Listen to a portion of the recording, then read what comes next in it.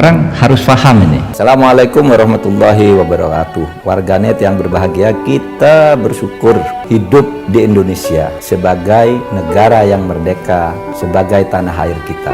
Mari cintai tanah air kita ini agar kita bisa melaksanakan perintah Allah dengan sebaik-baiknya. Dengan tingkat kepuasan yang akan sampai 82,2%, banyak yang meyakini, analis politik satu suara mengatakan bahwa Jokowi adalah Kingmaker 2024. Survei Indometer, Jokowi tak ingin legasinya dirusak oleh sosok yang tidak dapat dipercayai. Hasil riset lembaga survei Indometer menunjukkan kepuasan publik terhadap kinerja pemerintahan Presiden Joko Widodo mencapai 81,4%, dengan 9,6% diantaranya menyatakan sangat puas. Di tengah tingginya tingkat kepuasan publik yang menembus 81,4%, Jokowi menjadi faktor penentu dalam Pilpres 2024. Tetap tingginya tingkat kepuasan publik, bahkan mencapai rekor tertinggi di atas 80%, merupakan fenomena yang baru terjadi pada masa Jokowi. Pada pemerintahan sebelumnya, ketika masa jabatan 2 periode akan berakhir, hanya separuh yang merasa puas. Berbeda dengan para pendahulunya, Jokowi tidak bersikap diam dan berpangku tangan dalam kontestasi untuk memilih pemimpin nasional berikutnya. Jokowi mendorong sejumlah tokoh untuk maju, baik sebagai calon presiden maupun calon wakil presiden. Jokowi tidak ingin legasi pembangunan yang telah diletakkannya dirusak oleh sosok yang tidak dapat dipercayainya, bahwa para bakal calon presiden maupun bakal calon wakil presiden yang ingin berlaga pun harus memperhitungkan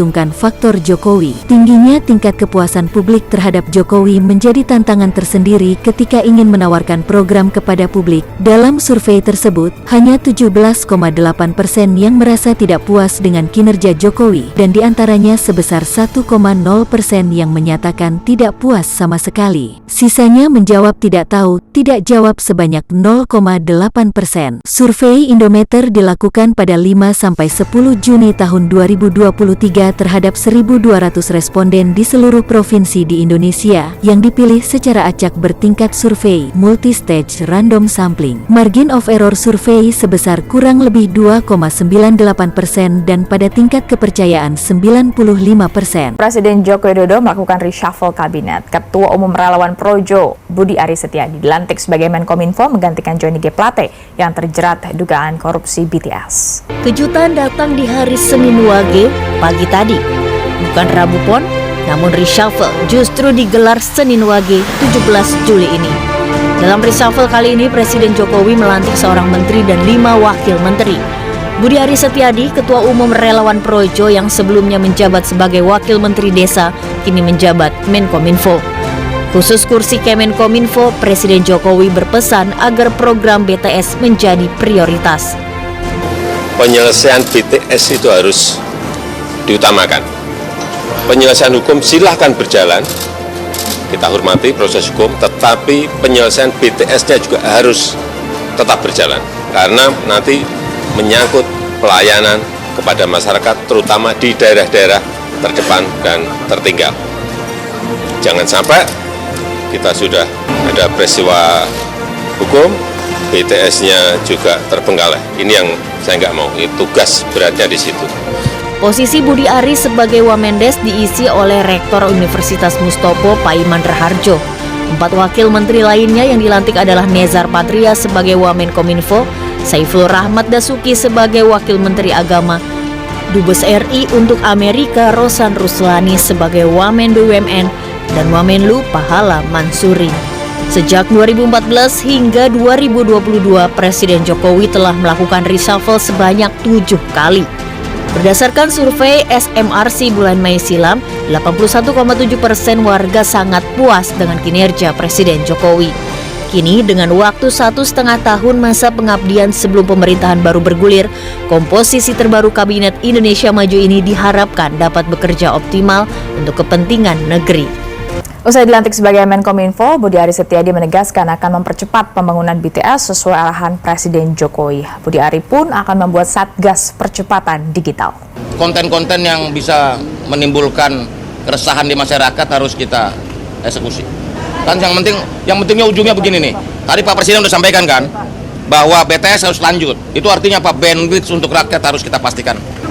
Enggak ada yang persoalan jangka pendek, jangka panjang. Kita bahas bersama Mas Adi Prayitno, Direktur Eksekutif Parameter Politik Indonesia. Mas Adi, ini kan pos Menkominfo ini diberikan kepada Budi Ari. Pos yang sebenarnya sebelumnya merupakan jatah Partai Nasdem, kemudian diberikan kepada relawan. Pertanyaannya Mas Adi, kenapa bukan diberikan lagi kepada orang Partai Nasdem atau paling tidak partai lain yang juga pendukung pemerintah? Saya kira cukup sederhana. Ini sepertinya satu, untuk memberikan kesan kepada publik bahwa Nasdem itu dikurangi menterinya, tapi pesan politiknya diberikan secara halus.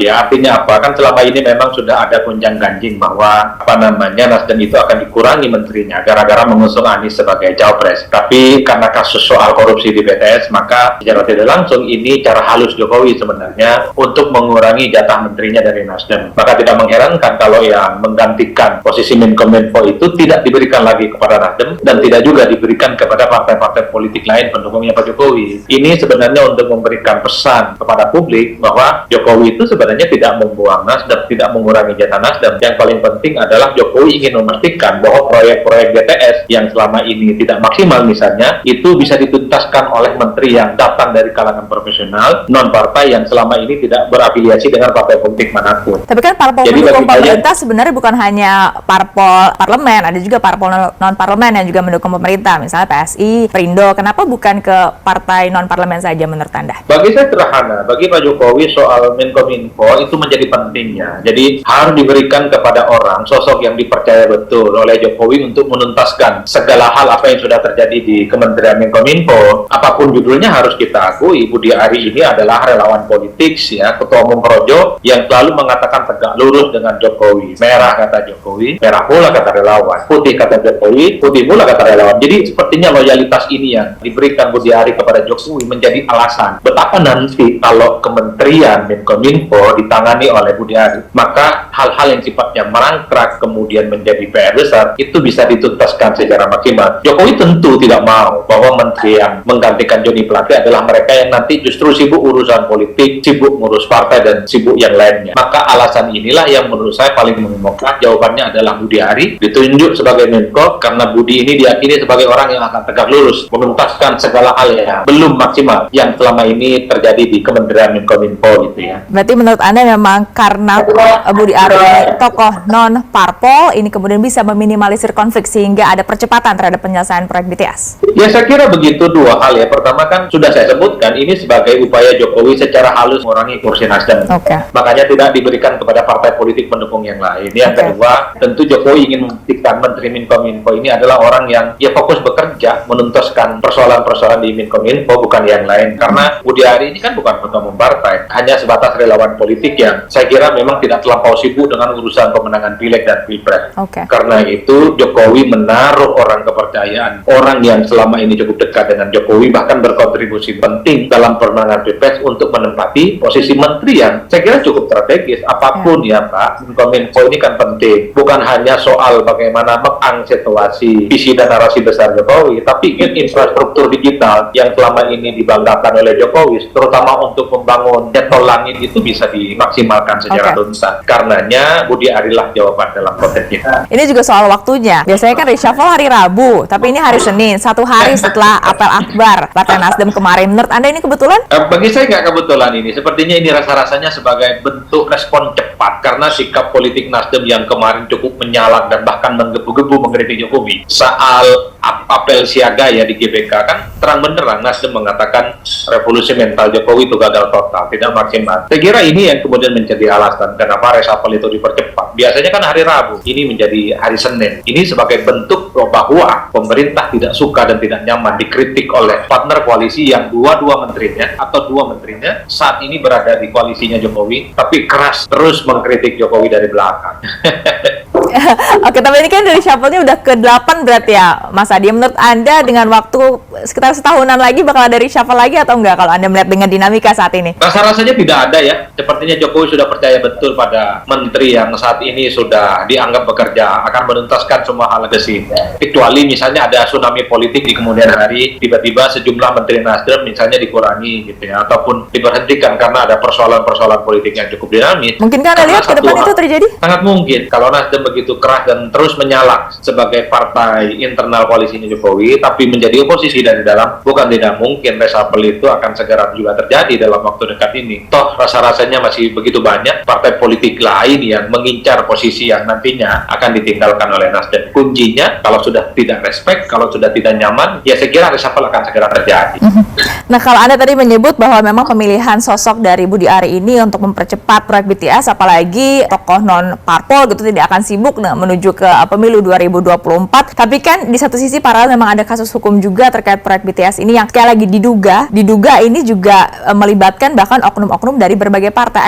Eksesnya seperti apa menurut Anda, Mas Adi, ke depan? Ya, saya kira bagi Jokowi bahwa soal BTS ini tuntas secara hukum. Tapi di luar itu, hal-hal yang terkait dengan ideal besar, terkait dengan cita-cita Kementerian Menkominfo itu juga harus tuntas, Pak. Jadi dua hal yang berbeda. Itu yang sebenarnya disebutkan oleh Jokowi. Satu sisi persoalan hukumnya harus sampai tuntas, setuntas-tuntasnya, tapi pada saat yang bersamaan harus ingat, Budi Ari ini juga harus merealisasikan tol langit yang selama ini menjadi cita-citanya Jokowi. BTS itu boleh menjadi kasus hukum, sejumlah alatnya mangkrak, tapi di tangan Budi Ari diyakini bahwa BTS ini tetap lanjut supaya Indonesia itu terpancar internet 4G gitu ya, terutama di daerah-daerah yang selama ini terpencil. Itulah yang saya sebut bahwa letak kepercayaan Jokowi bisa memaksimalkan soal keinginan supaya seluruh pusat-pusat dan pinggir Indonesia itu bisa terjangkiti aliran-aliran internet secara maksimal.